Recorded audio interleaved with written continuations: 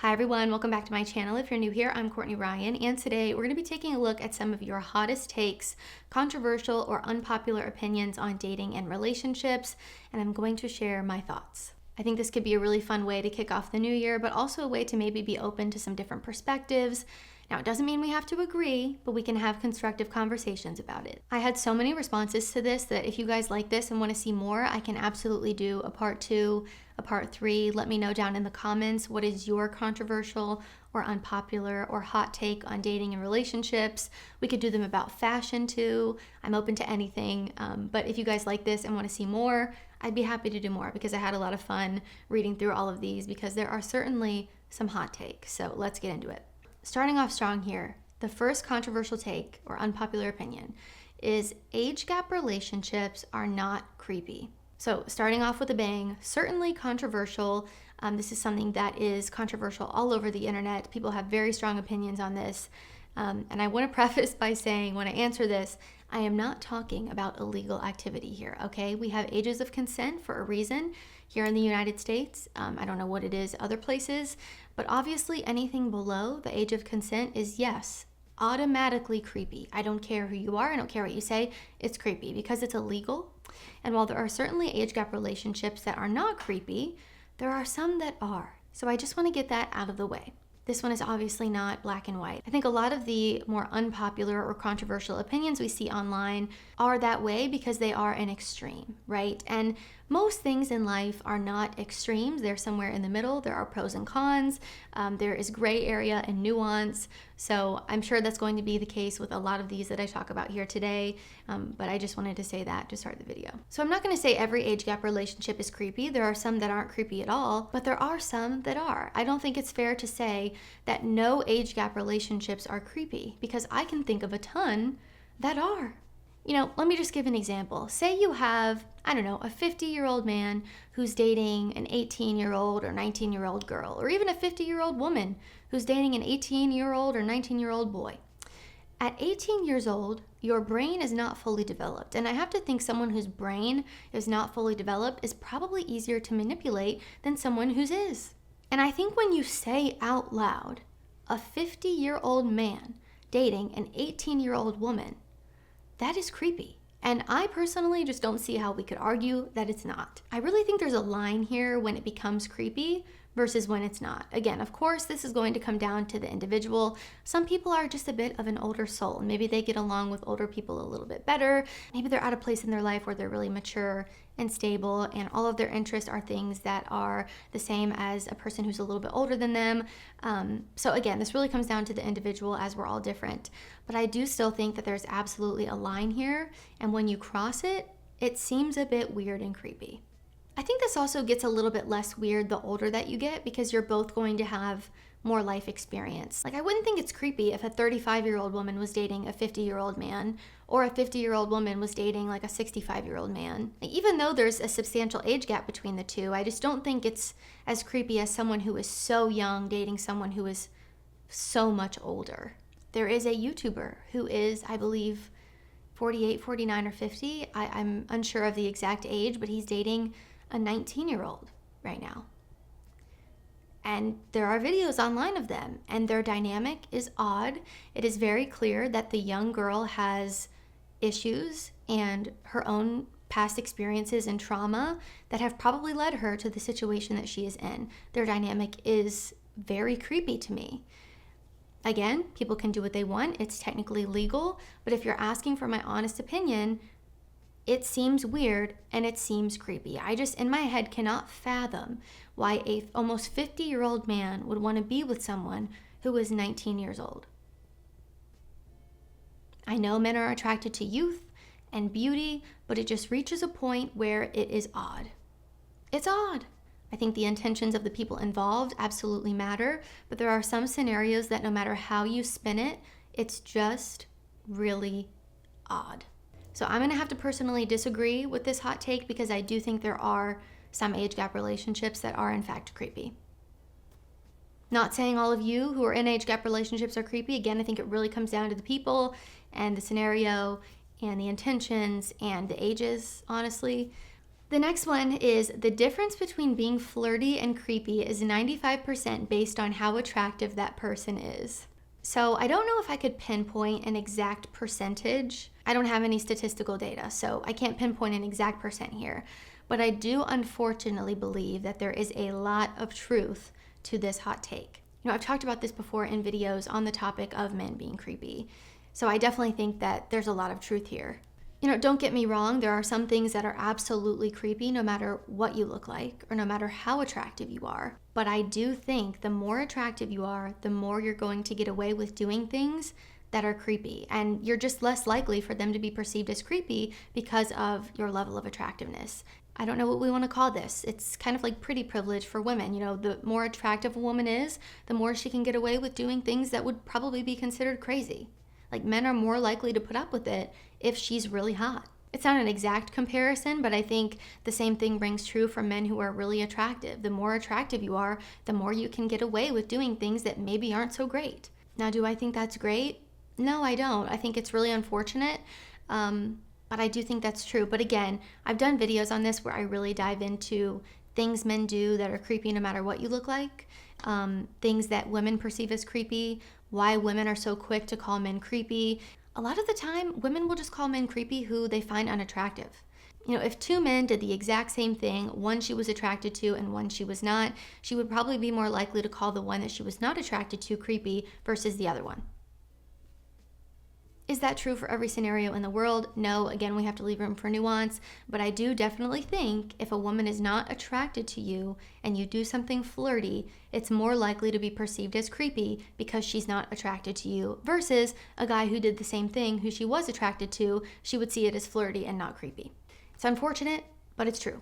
The next one here is hookup culture ruined modern dating. Now, I think there are a lot of things that have contributed to the deterioration of dating over time, and hookup culture is certainly one of them, and it definitely did not help. What are some things that hookup culture has created? An inability to commit, a fear of commitment, difficulty maintaining steady relationships, situationships and casual flings, instant gratification overload, and overall damage to the mental and physical well-being of people everywhere. So, just from that, it's going to be a no from me. We're meant to form deep, meaningful connections with people and within our relationships, and hookup culture is quite literally the complete opposite. Now, I don't want to be all doom and gloom. I do not think dating is ruined altogether, but I think there are many shifts that people can make in their life and ways they approach dating to completely change their outcome. You can't control what other people do, but you can control yourself and what you accept from the people you let into your life. If you're someone who's looking for a serious relationship, stop hooking up with people. Stop getting yourself into all these casual flings and situationships with people who clearly don't want the same thing that you do. Again, people can say all the right things to you, but if their actions aren't reflecting it, you gotta stop allowing it, because what you allow is what's going to continue. And again, I could go on and on and on about this topic. I don't think hookup culture has helped men or women. I think we're more lonely, more isolated, and more depressed than ever before. And I think this is one of the things that has contributed to that. Okay, the next one is men under 5'5" have no chance with women. Now, I would say you have no chance with women if you have this mindset about it. I have empathy here because I know that dating can be really tough for short guys, but to say that you have no chance with women at all is just not true. It's just not true. If you take care of yourself, if you put effort into your life and your appearance, if you have a great personality, you absolutely have a chance. If you tell yourself that you have no chance, or you approach dating as a victim, or you almost pre-reject yourself, your dating experience will probably reflect that. There are plenty of women out there who do not care about height, and also women who are much shorter themselves, so you're still going to be taller than them, even if you're 5'5" or 5'4" or 5'3". My grandma's 4'11". I could give you celebrity examples to prove that this isn't true. I know you all will push back on the fact that they're celebrities, but it still technically proves a point. It's people that we know. Rob Schneider's 5'3". He's been married 3 times. Joe Pesci's 5'3" and has been married and divorced 3 times. Kevin Hart is 5'4" and has been married twice. I understand that that's still a rare statistic because it's a celebrity we're talking about who is a very small percentage of the population in itself, but you don't need to be a celebrity to have a chance either. I know someone personally. I know this person who is 5'3", I believe, and he's married, takes great care of himself, has a stable job, great personality, and he did just fine. And I believe his wife is taller than him. So we can collectively acknowledge that being under 5'5" is probably not ideal for men dating. I do believe it can make dating a little bit tougher for you, maybe a lot a bit tougher. Again, you have no chance with women if you have this mindset about it. The next one is chivalry is dead and women killed it. I hear this one all the time, so I don't think this is necessarily an unpopular opinion, but I also don't think that it's fully true. I think there's some truth to it, but this is not the full picture. I think the way that people are dating now has also made chivalry less common. Too many people engage in meaningless hookups and situationships that require little to no effort and definitely no standards of a guy being a gentleman or being chivalrous. There's nothing gentlemanly about sleeping with a ton of people that you don't care about. I do think the I don't need no man girls probably contributed to this as well, and just the sexual revolution and extreme feminism.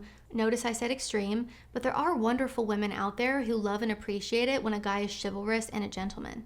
There are women out there who are classy, who are kind, who are wonderful. And I know you don't see that as much online. Trust me, I get it. Even when I'm scrolling over on TikTok or I'm on YouTube, I don't typically see people who are well-behaved or classy or who are being lovely. We see the controversial, down and dirty, really rough content that doesn't really paint men or women in the best light. The bar is low. The bar is really low. If you haven't seen it already, go watch the South Park episode about the bar being really low, because that's sometimes how I feel when I get on the internet. It's hilarious too, so it'll give you a good laugh. Go watch it. We just watched it last week.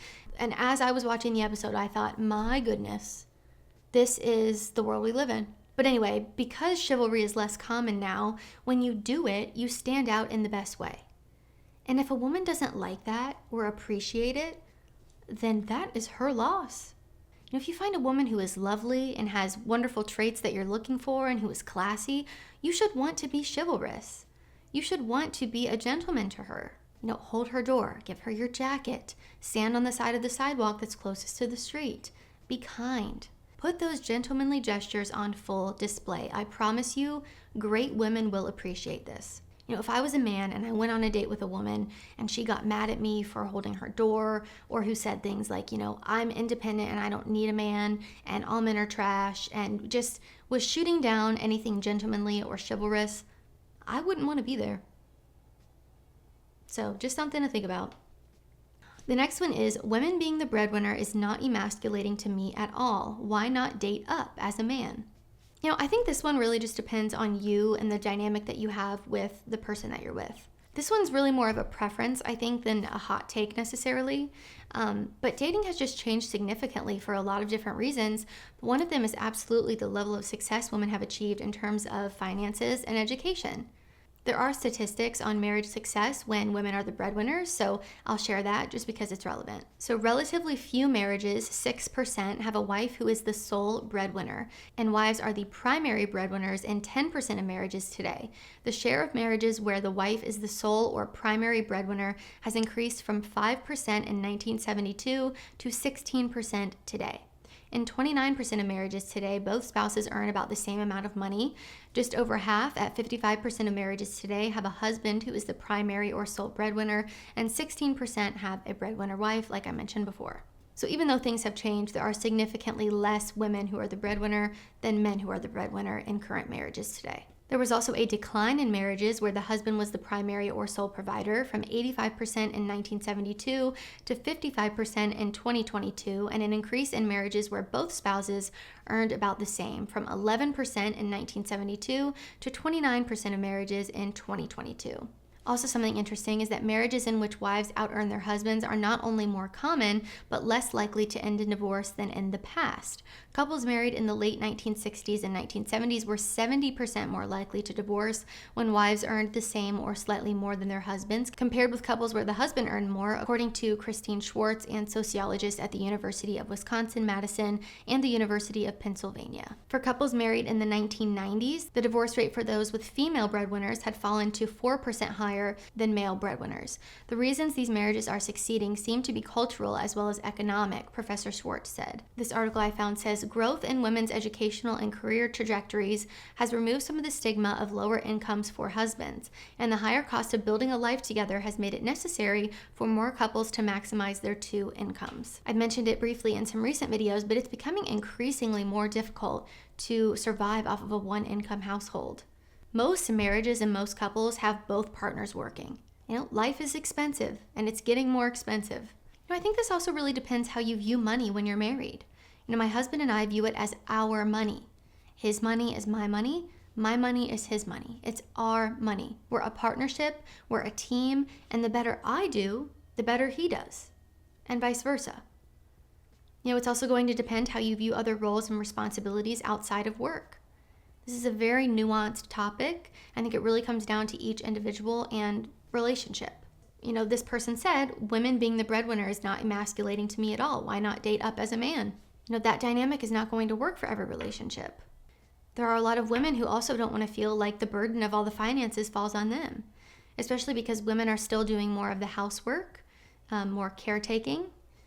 So if you can find a way to split up your roles and responsibilities that works for you, maybe it's not conventional, maybe it doesn't look like what most people are doing, but it works for you, that's fine. So I wouldn't say I agree or disagree with this one. Of course, there's statistics surrounding it. Those don't always paint the full picture. There's always exceptions, right? But there's statistics for a reason. I think it's helpful to look at divorce rates and what causes it, but ultimately it's going to come down to you and your relationship, your financial situation, and what works for you too. So this next one here says, ladies, a guy best friend will absolutely try to get in your pants if given the chance.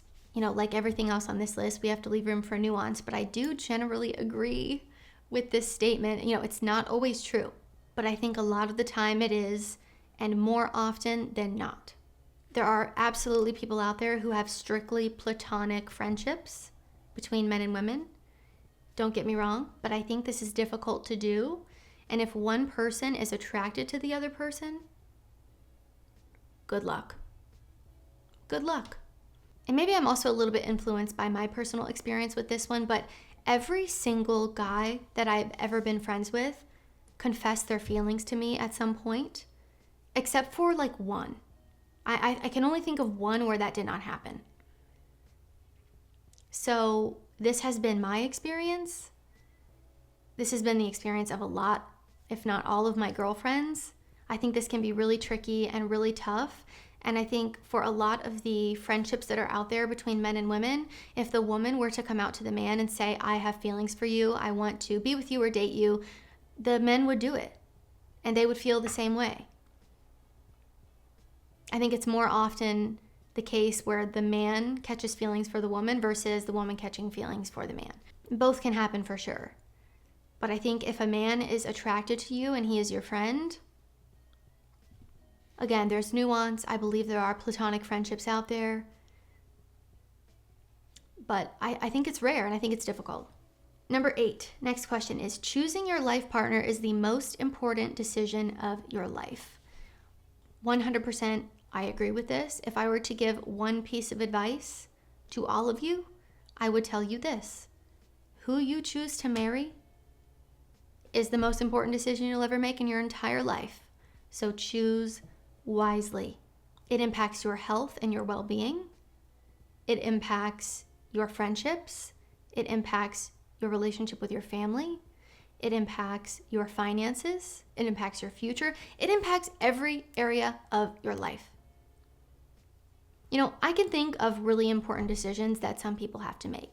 If you're in charge of making decisions where thousands or millions of people are affected by your decision, that's obviously a pretty substantial decision that you have to make.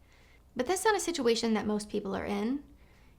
And for personal decisions, I think this would come above everything else, even for the most important person on the planet. I think no matter who you are, the most important decision you'll ever make in your personal life, and honestly, most important decision you'll ever make in all areas of your life, is who you decide to marry. Who you decide to marry can improve your life drastically or completely ruin it. And for the life of me, I cannot understand why more people don't fully grasp this concept. They rush into marriage. They are with people who they're not compatible with at all. I think a lot of people would rather feel like they're with the wrong person rather than be alone. But gosh, again, if I could give you all one piece of advice, it is to take marriage and the person you decide to marry so seriously. This is more important than where you decide to go to college. This is more important than what you decide to do for a career.